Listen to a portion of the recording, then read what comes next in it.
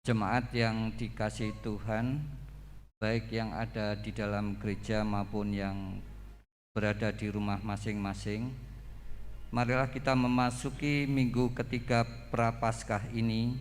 Marilah kita beribadah kepada Tuhan dengan menghayati bahwa kita masuk ke rumah Tuhan dan mengarahkan diri kepada Kristus Raja Gereja. Dengan bangkit berdiri, mari kita muliakan namanya seraya menyanyikan PKJ 13 bait pertama dan kedua.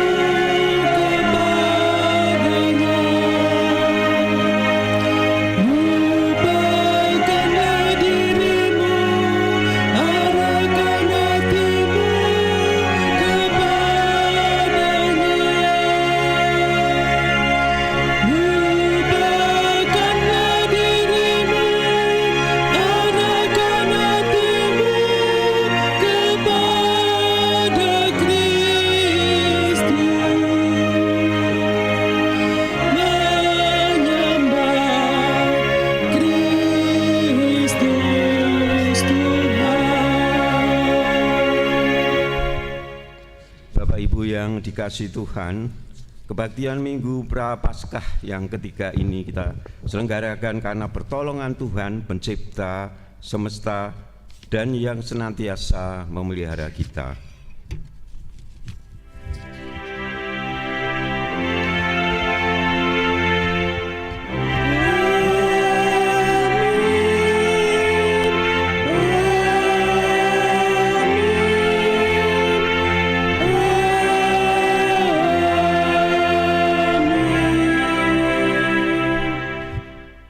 Kasih karunia dan damai sejahtera dari Allah Bapa kita dan Tuhan Yesus Kristus menyertai kita sekalian. Dan menyertai saudara juga. Dipersilakan duduk kembali.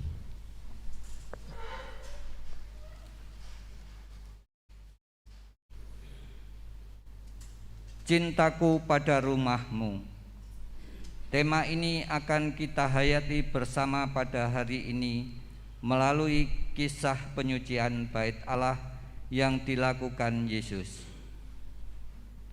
Penyediaan hewan-hewan korban dan penukaran uang untuk keperluan peribadatan umat telah bergeser untuk kepentingan sendiri. Ia marah karena bait Allah tidak lagi dipakai untuk menyatakan cinta manusia kepada Allah, namun hanya untuk kepentingan sendiri. Panggilan Allah kepada kita untuk menyatakan bakti kita kepadanya, kita ungkapkan dengan peribadahan yang kita selenggarakan. Menghayati panggilan Tuhan, kita datang baginya dan puji bagi kemuliaan namanya. Kita akan menyanyikan Kidung Jemaat 355 bait pertama dan ketiga, Yesus memanggil.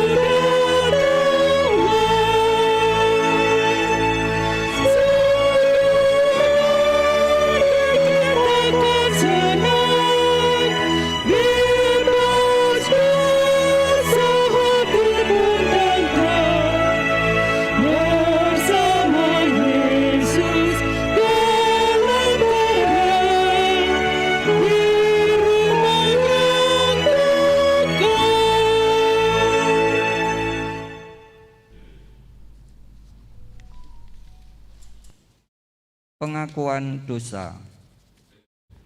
Ya Kristus, kami datang dengan pengakuan bahwa seringkali kami menjalani hidup dengan memusatkan kepada diri kami sendiri.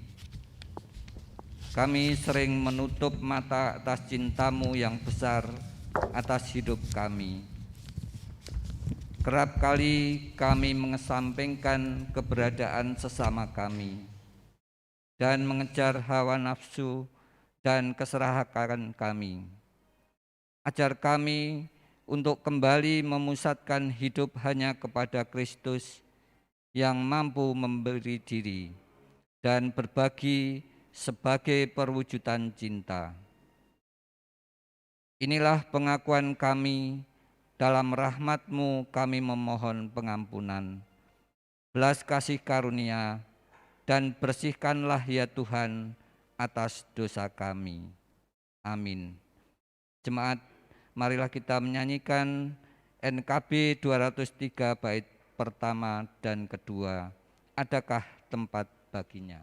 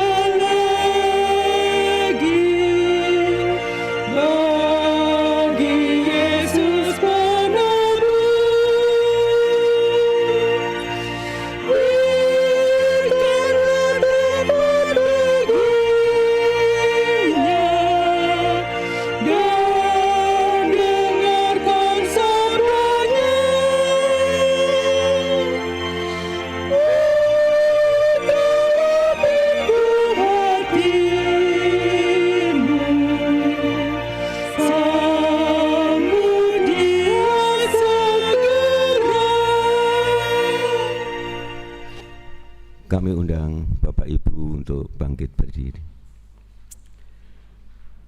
Kepada setiap orang yang telah menyesali dan mau bertobat dari segala dosanya, terimalah berita anugerah yang terambil dari kitab Mazmur 32 ayat yang kelima.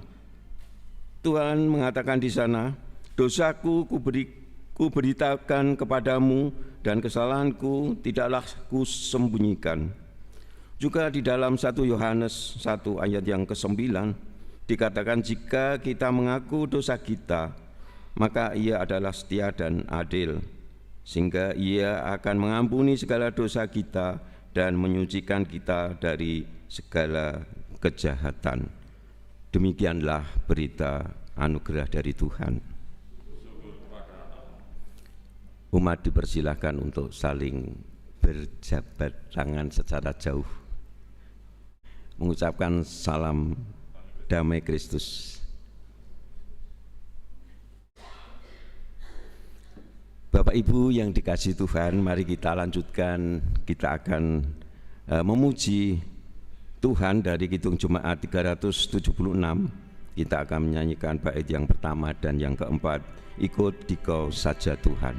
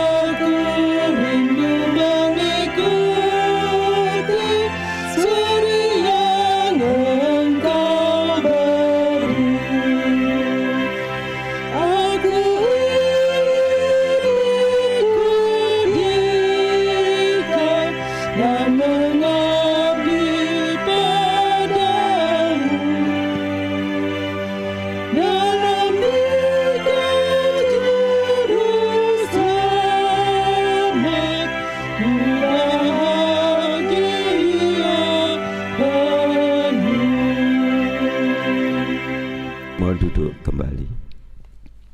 Bapak Ibu yang dikasihi Tuhan, setelah kita tadi menerima berita anugerah dan kita juga sudah memujikan beberapa pujian kepada Tuhan, maka pada saat ini kita akan menerima firman Tuhan. Namun sebelumnya mari kita bersama-sama memohon pertolongan Roh Kudus agar hati kita siapkan untuk menerima firman Tuhan. Mari kita berdoa. Bapa yang makasih, kami bersama-sama datang dalam doa mengucapkan puji dan syukur atas kasih karunia Tuhan.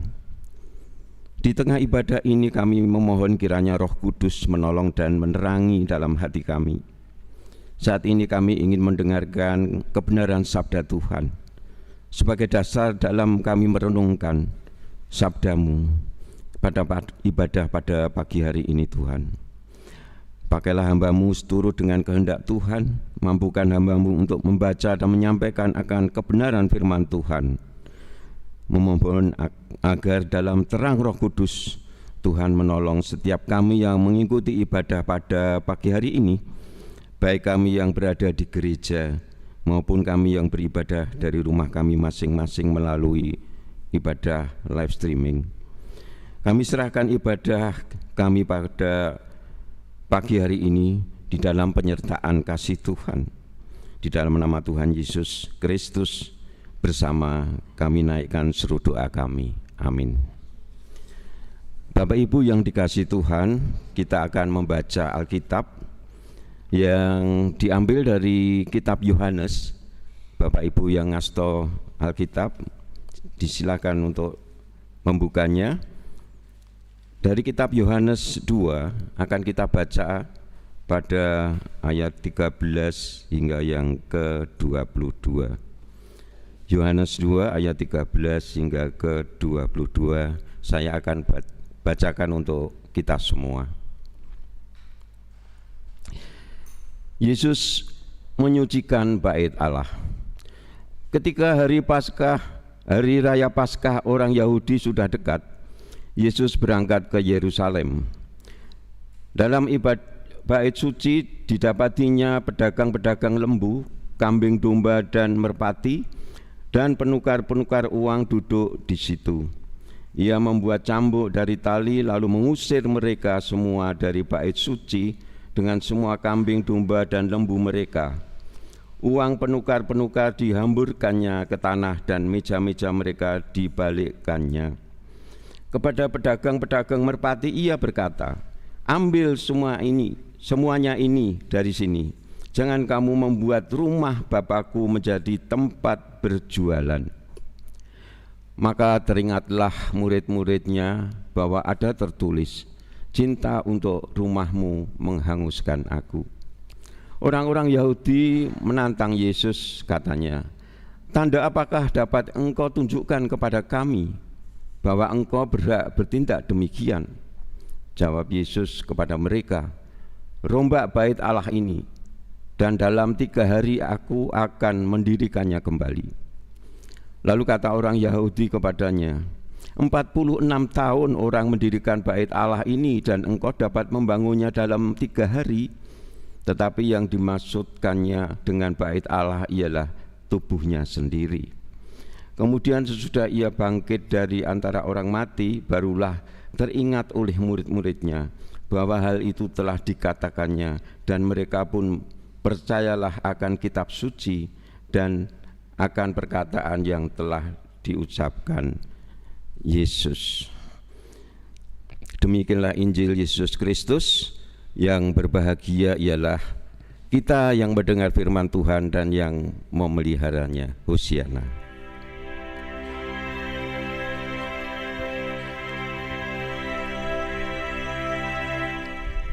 Hosiana, Hosiana, Hosiana.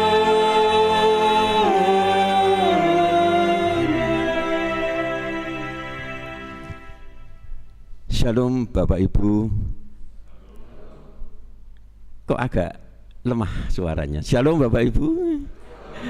Iya, bersemangat ya Bapak Ibu, meskipun masih di dalam suasana pandemi, tetapi saya percaya Bapak Ibu diantaranya sudah banyak yang menerima vaksin, ya, vaksin COVID. Kalau saya sendiri masih baru mendaftar, tidak dipanggil-panggil, ya menunggu. Bapak Ibu yang dikasih Tuhan, seperti kita tadi sudah membaca dari kitab Yohanes 2 ayat 13 hingga yang ke 22 dengan judul Yesus menyucikan bait Allah. Nah Bapak Ibu yang dikasih Tuhan, kita tentu sering atau setidaknya pernah mendengar ya ungkapan yang mengatakan demikian, rumahku istanaku, rumahku istanaku. Bapak Ibu pernah ya mendengar itu ya?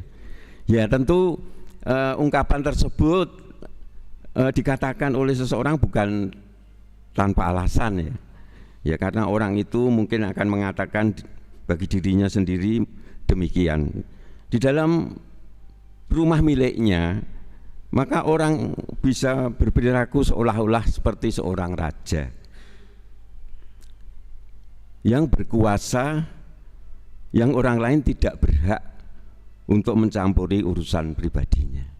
Jadi kalau mengatakan rumahku istanaku, dia seperti seorang raja. Atau orang ingin mengatakan bahwa rumahnya adalah tempat di mana dia bisa berkumpul dengan sanak saudaranya secara bebas. Atau sebaik-baiknya tempat, maka rumah adalah tempat yang paling aman, paling nyaman untuk kita tinggali. Atau sejauh apapun orang melangkah pergi, ya kalau kita pergi, Bapak Ibu pergi, maka rumah tetap menjadi tujuan akhir untuk melepas lelah dan kerinduan. Ya, home sweet home. Nah, dapat juga orang berpikir bahwa dalam rumah miliknya maka orang dapat bebas berekspresi sesuai dengan apa yang menjadi kata hatinya. Nah mungkin pengertian inilah yang ada di dalam benak dan hati para pemimpin agama Yahudi saat itu, para pedagang dan para penukar uang. Nah Bapak Ibu yang dikasih Tuhan, sebelum kita akan merenungkan lebih jauh bacaan kita pada pagi hari ini yang terambil dari kitab Yohanes 2 ayat 13 hingga yang ke-22 tadi, tentang peristiwa di mana Tuhan Yesus mengusir para pedagang dan para penukar uang di bait suci yang baru saja kita baca tadi.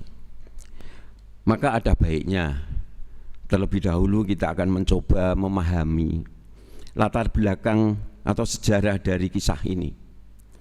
Bagi orang-orang Yahudi, hari raya Paskah merupakan hari raya yang besar, hari raya orang-orang Yahudi pada saat itu.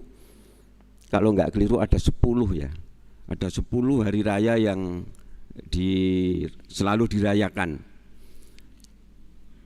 Di antaranya saya tidak hafal semuanya, di antaranya ada Rosh Hashanah, itu tahun baru Yahudi. Kemudian Yom Kippur, itu hari penebusan dosa. Kemudian juga ada hari raya Sukkot dan lain sebagainya.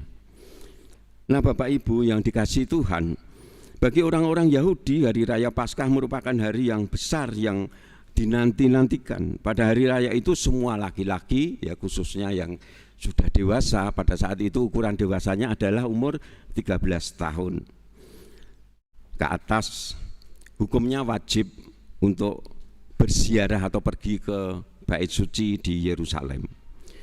Upacara yang utama adalah upacara korban anak domba atau korban binatang dan perjamuan Paskah yang diselenggarakan secara bersama-sama, khususnya di tengah-tengah keluarga mereka. Selain melakukan kurban, para peziarah juga diwajibkan untuk membayar pajak bait suci, ya, membayar pajak bait suci. Untuk itu sebagai alat dalam bertransaksi adalah menggunakan mata uang khusus, mata uang di mana yang mata uang itu berlaku hanya di Yerusalem, yaitu mata uang yang disebut tiria. Dua kewajiban utama inilah yang dirasakan cukup mendatangkan kesulitan bagi orang-orang yang berasal dari luar Yerusalem. Jadi kota Yerusalem itu disekelilingi oleh desa-desa dan kota yang lain. Di sana banyak tinggal orang-orang yang disebut sebagai orang proselit. Orang-orang proselit itu bukan orang Yahudi, tetapi mereka menganut agama Yahudi. Nah, Bapak Ibu yang dikasihi Tuhan, sehingga mereka kalau ke Yerusalem itu harus berjalan bermil-mil jauhnya. Nah, dua kewajiban utama inilah yang dirasakan cukup mendatangkan kesulitan tadi bagi orang-orang yang tempatnya berjauhan. Perjalanan yang jauh dari rumah masing-masing membuat kesulitan untuk membawa hewan ternaknya. Ya, mereka datang itu untuk mengorbankan hewan ternak. Kalau hewan ternak itu dibawa dari rumahnya yang jaraknya bermil-mil, maka bisa dipastikan bahwa imam-imam yang berjaga di bait suci itu akan menolak korban mereka. Apa alasannya Bapak Ibu? Karena hewan yang dibawa pada saat itu tentu belum ada mobil ya. Dibawa dengan ditali lehernya, ditarik begitu, berjalan jauh, maka kaki hewan itu akan di samping kotor, banyak tersandung-sandung batu yang tajam dan kemudian terluka. Nah, para imam mengatakan bahwa apa yang harus dipersembahkan adalah anak domba yang tidak bercacat. Jadi yang harus mulus. Bapak Ibu yang dikasihi Tuhan, atas dasar kesulitan itulah maka sesungguhnya bukan suatu kesalahan ya bila ada para pedagang hewan ya, kambing, domba, burung merpati dan lain sebagainya, dan juga para penukar uang di sana. Nampaknya memang seakan-akan kehadiran mereka sangat membantu kepada para peziarah.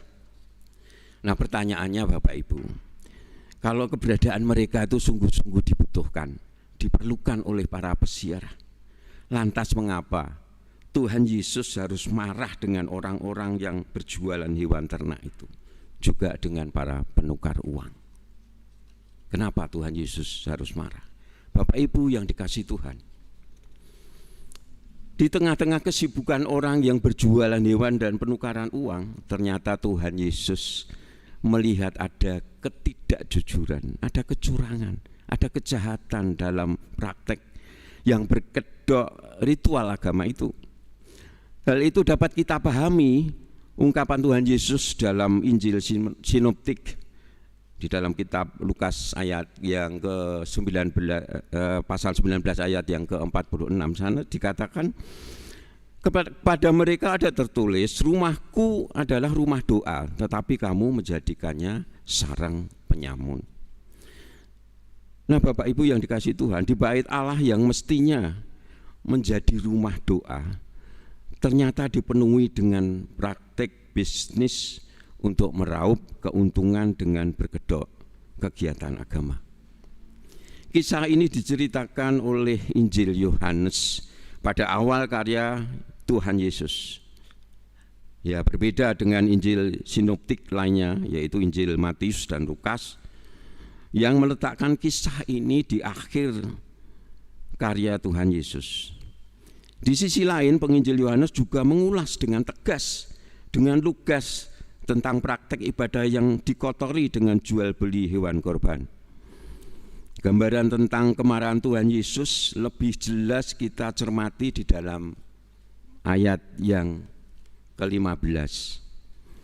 Ia membuat cambuk dari tali lalu mengusir mereka semua dari bait suci dengan semua kambing, domba dan lembu mereka.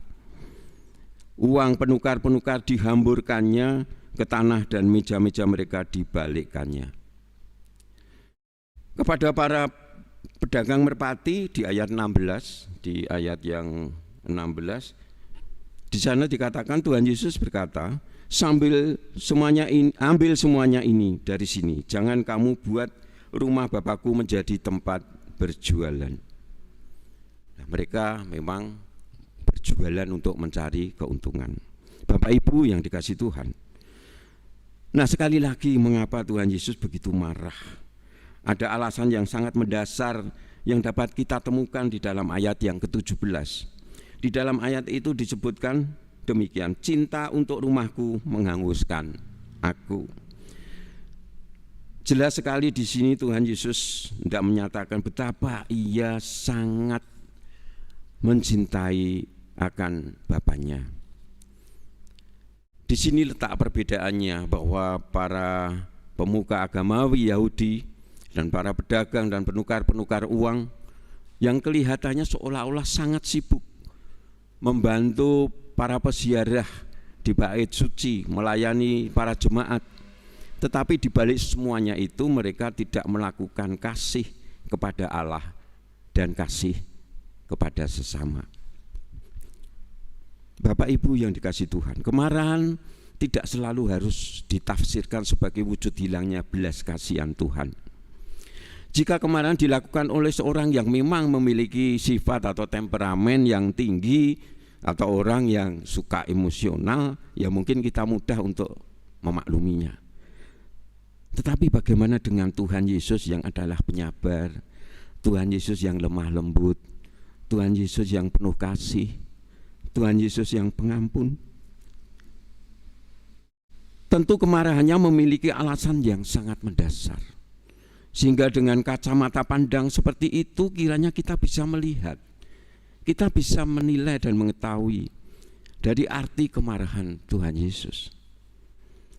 Bapak Ibu yang dikasihi Tuhan, dengan merenungkan bacaan kita di dalam ibadah Minggu Prapaskah yang ketiga ini, Tuhan hendak mengingatkan kepada kita bahwa kekudusan adalah bagian yang sangat penting agar kita tetap bisa memiliki relasi dengan Tuhan dengan benar.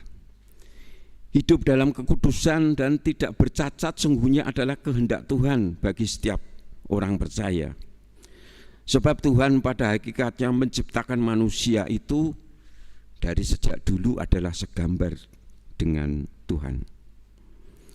Tuhan adalah kudus, maka Ia juga menghendaki manusia, saya dan Bapak Ibu, untuk hidup secara kudus. Seperti apa yang tertulis di dalam kitab 1 Petrus 1 ayat yang ke-16. Di sana dikatakan, kuduslah kamu sebab aku kudus. Karena Tuhan yang adalah kudus, maka Ia tidak dapat menyatu dengan hal-hal yang tidak kudus dan segala bentuk kecemaran. Jadi dengan kata lain, kita tidak hidup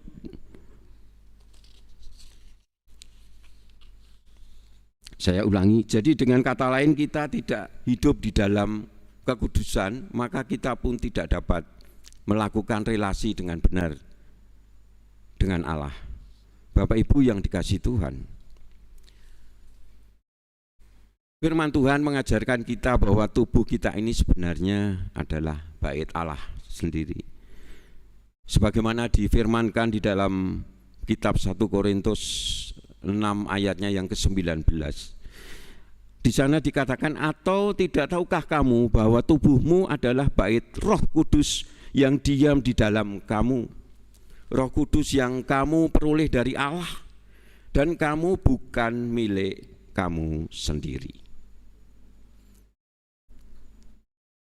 Nah, artinya Allah dalam terang Roh Kudus sebenarnya telah hadir sejak kita dibaptis, sejak kita menerima Tuhan Yesus di dalam kehidupan kita secara pribadi, dan kita meyakini bahwa kita telah menerima Roh Allah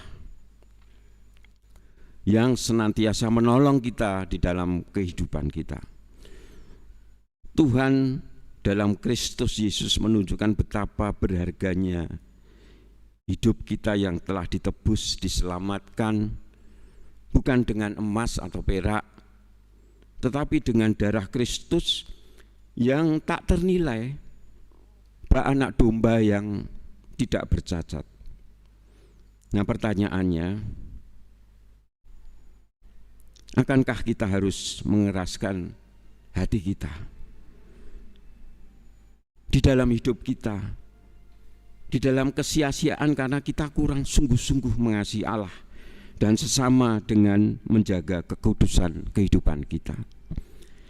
Kekudusan dan kemurnian hidup memang tidak pernah bisa kita capai atau kita lakukan secara sempurna. Tetapi dengan bergantung sepenuhnya kepada anugerah, kekuatan, dan pertolongan Tuhan, maka Tuhan tidak lagi memperhitungkan dosa-dosa kita. Dia adalah Allah yang Maha Kasih dan Allah yang Maha Pengampun. Pada masa Prapaskah yang ketiga ini, kita kembali diingatkan untuk mengarahkan dengan sungguh akan hidup kita dalam kekudusan, menjauhkan diri dari tindak cemar dan dosa-dosa kita yang dapat mengotori tubuh. Tubuh yang dikatakan sebagai bait Allah karena Roh Kudus bersemayam di dalamnya.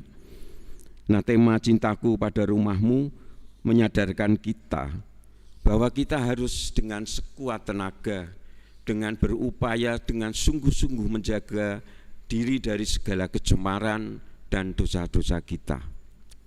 Bapak Ibu yang dikasihi Tuhan, melalui firman Tuhan pada pagi hari ini, iman kita kembali disegarkan, iman kita kembali dikuatkan. Firman Tuhan di dalam 2 Timotius 2 ayat ke-21 dikatakan di sana, jika seorang menyucikan dirinya dari hal-hal yang jahat, ia akan menjadi perabot rumah untuk maksud yang mulia. Ia dikuduskan, dipandang layak untuk dipakai tuannya, dan disediakan untuk setiap pekerjaan yang mulia. Sungguh indah firman Tuhan yang terambil di dalam 2 Timotius 2 ayat yang ke-21. Sekali lagi saya akan membacakan untuk kita semua pada pagi hari ini, baik kita yang hadir di gereja ini maupun di rumah kita masing-masing. Jika seorang menyucikan dirinya dari hal-hal yang jahat, ia akan menjadi perabot rumah untuk maksud yang mulia. Ia dikuduskan, dipandang layak untuk dipakai tuannya, dan disediakan untuk setiap pekerjaan yang mulia.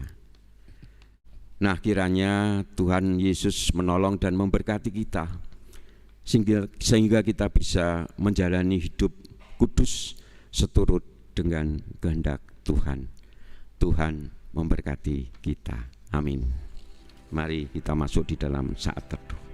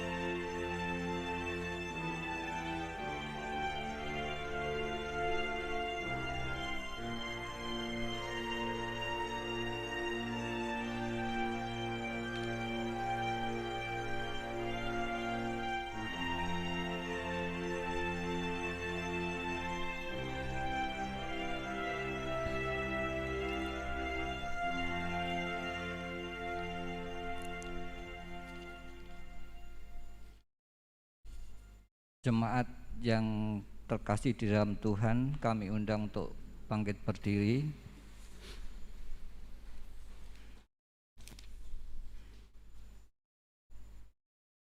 Marilah sebagai bagian dari umat Tuhan di dunia dan di segala zaman, kita mengingat dan menegaskan kembali iman kita dengan mengucapkan ulang pengakuan iman rasuli yang demikian. Aku percaya kepada Allah Bapa yang Maha Kuasa, Khalik langit dan bumi, dan kepada Yesus Kristus, Anaknya yang tunggal Tuhan kita, yang dikandung daripada Roh Kudus, lahir dari anak darah Maria, yang menderita di bawah pemerintahan Pontius Pilatus, disalibkan, mati dan dikuburkan, turun ke dalam kerajaan maut.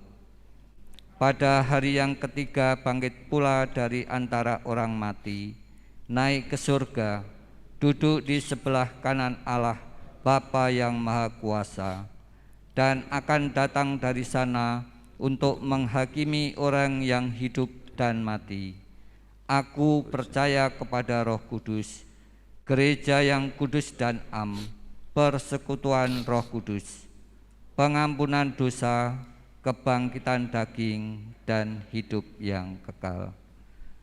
Dipersilakan duduk kembali.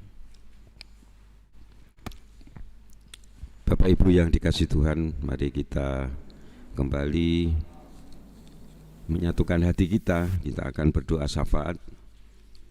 Mari kita berdoa syafaat, saya hantarkan. Bapa yang Maha Kasih, terima kasih atas penyertaan Tuhan di dalam sepanjang ibadah pada pagi hari ini Tuhan. Kami bersyukur jika sejauh ini ibadah boleh terselenggara dalam kasih dan penyertaan Tuhan. Ajar kami untuk hidup kudus, sebagaimana Engkau ajarkan kami di dalam 1 Petrus 1 ayat yang ke-16. Di sana tertulis, kuduslah kamu sebab aku kudus. Oleh karena itu kiranya Tuhan berkenan menjauhkan kami dari berbagai macam pencobaan, agar kami tidak terjatuh di dalam dosa. Bapa yang Maha Kasih, kami bersyukur jika pada saat ini kami boleh kembali menyelenggarakan ibadah meskipun masih dengan kehadiran yang secara terbatas dan juga secara live streaming untuk saudara-saudara kami yang berada di rumah mereka masing-masing, karena saat ini masih merebak pandemi COVID-19 yang kami tidak tahu kapan akan berakhir. Kami bersyukur Tuhan telah menolong kami dengan vaksin yang sudah mulai diaplikasikan untuk menangkal semakin merebaknya pandemi ini. Berkati para pemimpin bangsa kami di dalam upaya pemerintah mengupayakan bangsa ini dari berbagai kesulitan yang multidimensional, utamanya di dalam bidang kesehatan maupun dalam dampak ekonomi yang berkepanjangan. Bapa kami yang kami kasih, kami berdoa untuk hamba Tuhan yang dengan penuh setia ambil bagian di dalam pelayanan. Kami berdoa buat para majelis, para badan-badan pembantu majelis, komisi, panitia, untuk para tim dan pengurus-pengurus wilayah. Kiranya Tuhan sendiri yang memampukan mereka dan memberkati mereka, sehingga mereka dapat dengan sukacita mengambil bagian di dalam setiap tugasnya dengan kesungguhan hati untuk melayani Engkau. Kami juga berdoa untuk saudara-saudara kami yang saat ini sedang bergumul di dalam sakit penyakitnya atau di dalam pemulihan kesehatannya Tuhan. Secara khusus kami hendak menyerahkan Bapak Niko Koyongian, kami menyerahkan Ibu Hartono Tendo, Ibu Martin, kami juga menyerahkan Mas Rois, putra dari Bapak Bambang Setiawan, kami juga menyerahkan Bapak Sumarsono, Bapak Mujito, dan saudara-saudara kami yang lain Tuhan, yang tidak dapat kami sebutkan satu persatu dalam doa syafaat kami saat ini. Kiranya Tuhan memberkati kesehatan mereka. Juga berdoa buat para adiyuswo, para sesepuh kami. Kami serahkan Ibu Mintosih Yunus, Ibu Tukijo, Ibu Kasnur, Mbah Pian, Bapak Kadir. Juga kami serahkan Bapak Sunar, Bapak Kadar, Bapak Ibu Mulato, dan para kasepuhan yang lain, yang kiranya Tuhan melimpahkan kasih, karunia kesehatan dan sukacita. Sekalipun raga jasmaninya mulai melemah, tetapi Tuhan akan selalu menguatkan iman dan harapannya hanya kepada Tuhan. Kami berdoa buat anak-anak kami yang saat ini masih menempuh belajar di sekolahnya. baik yang duduk di bangku TK, SD, SMP, SMU, maupun yang di perguruan tinggi. Kiranya dalam situasi pandemi saat ini, Tuhan memberikan berkat kesehatan dan kemudahan dalam mereka belajar sekalipun mereka harus belajar dari rumah mereka masing-masing.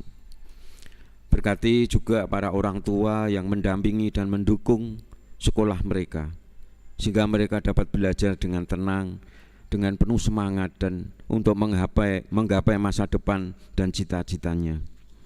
Kami juga berdoa untuk para keluarga muda yang sampai saat ini belum Tuhan anugerahi momongan.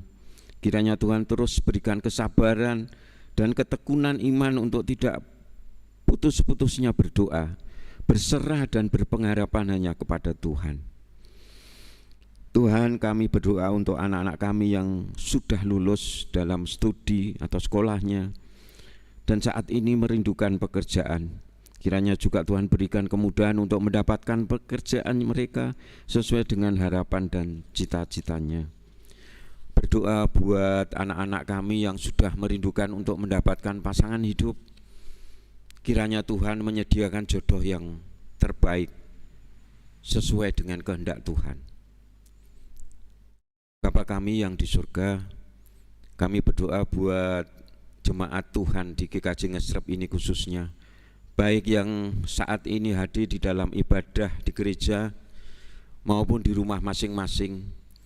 Kiranya senantiasa Tuhan berkati agar kami menjadi jemaat yang semakin dewasa dalam iman dan jemaat yang saling mengasihi dan melayani, menjadi jemaat yang selalu dapat menjalani hidup kudus di hadapan Tuhan. Tuhan, ampuni dosa dan kekurangan kami. Bersama kami menaikkan seru doa kami, hanya kami pinta di dalam nama Tuhan kami Yesus Kristus. Amin.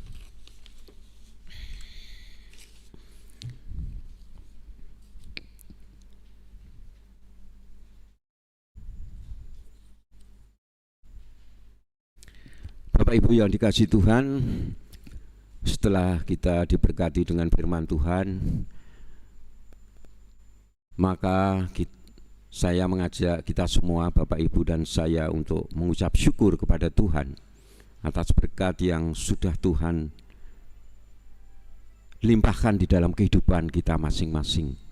Saat ini kita akan mengumpulkan persembahan. Mari kita mengingat kasih-Nya melalui persembahan yang akan kita haturkan kepadanya. Firman Tuhan di dalam 1 Petrus 2 ayat yang kelima dikatakan, dan biarlah kamu juga dipergunakan sebagai batu hidup untuk membangun suatu rumah rohani bagi suatu imamat kudus, untuk mempersembahkan persembahan rohani yang karena Yesus Kristus berkenan kepada Allah. Nah, Bapak Ibu yang dikasihi Tuhan, mendasari pengumpulan persembahan ini, marilah kita mengangkat pujian dari PKJ 146. Kita akan nyanyikan bait yang pertama, Bawa Persembahan.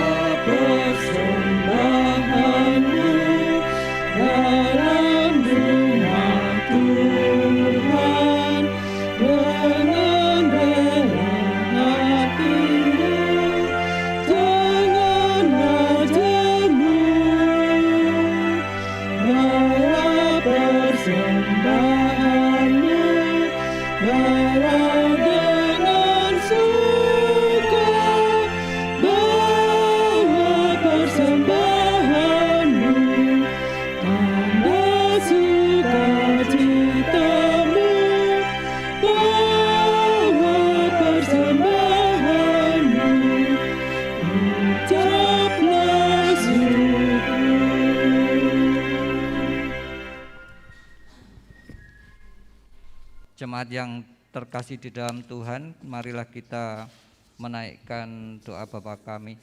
Saya ulang, kami akan mengaturkan persembahan melalui doa. Tuhan Allah Bapa kami yang di surga, Kami mengucap syukur pada saat ini kami masih Tuhan izinkan untuk menjalani aktivitas kami Tuhan. Kami juga bersyukur pada saat ini kami boleh mengikuti ibadah. Kami juga bersyukur Tuhan memberikan firman bagi kami. Terima kasih Bapa di dalam surga. Untuk selanjutnya kami pun ingin menyatakan rasa syukur kami melalui persembahan yang telah kami kumpulkan. Kami mohon berkat-Mu Tuhan, berkatilah persembahan mingguan, persembahan bulanan, juga persembahan-persembahan yang lain, agar persembahan kami ini menjadi harum dan bagi kemuliaan nama Tuhan. Untuk itu sucikanlah kami juga orang-orang berdosa. Terima kasih Bapa di dalam surga. Selanjutnya mampukan kami untuk mempersembahkan yang lebih baik dari apa yang telah kami persembahkan saat ini, melalui persembahan di dalam kehidupan kami hari lepas hari. Terima kasih Bapa di dalam surga, dan kami mohon ampun akan segala kesalahan dan dosa-dosa kami.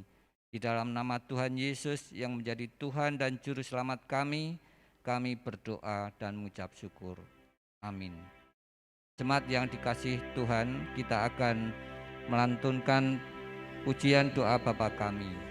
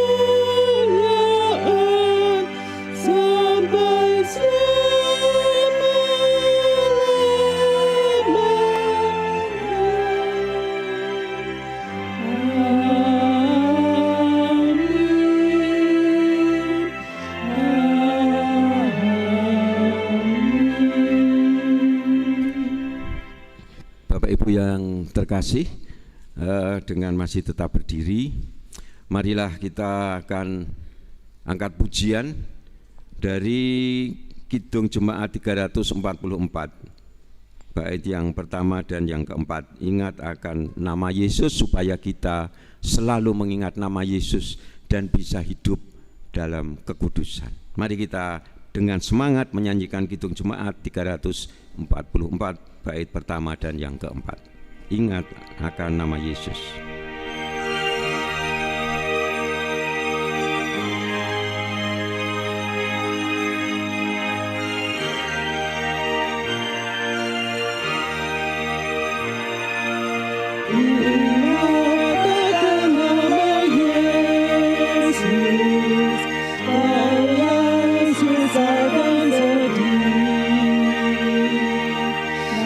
Nama itu yang berdiri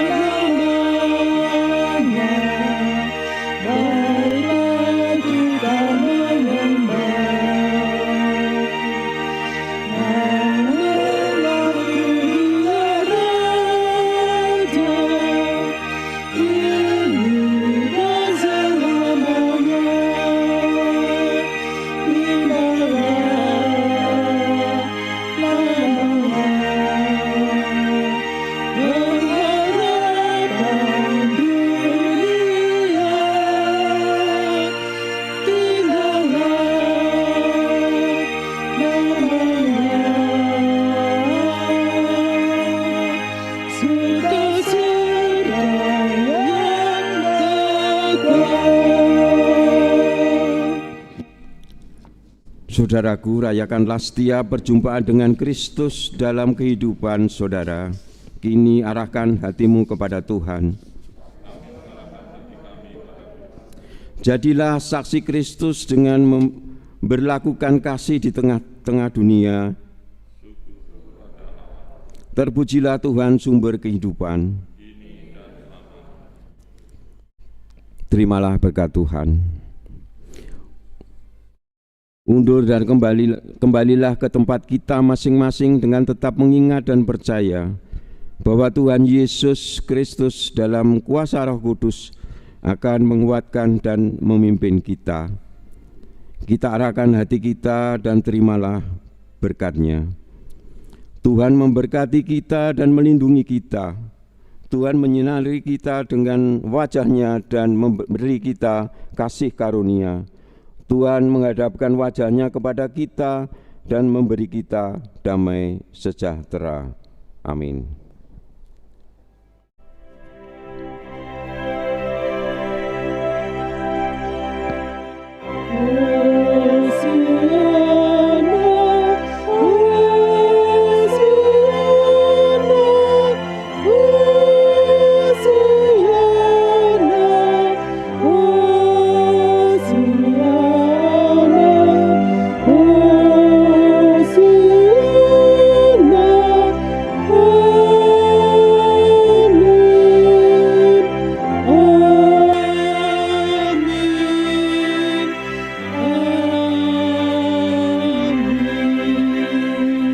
Mengakhiri ibadah kita pada pagi hari ini, kembali kita akan angkat pujian dari Kidung Jemaat nomor 346, baitnya yang pertama, Tuhan Allah beserta Engkau.